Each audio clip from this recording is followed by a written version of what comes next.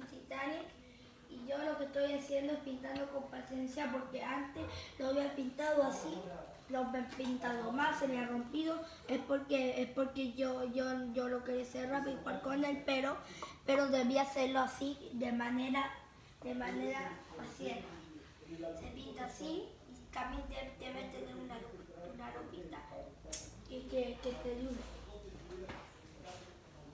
Que te ayude también.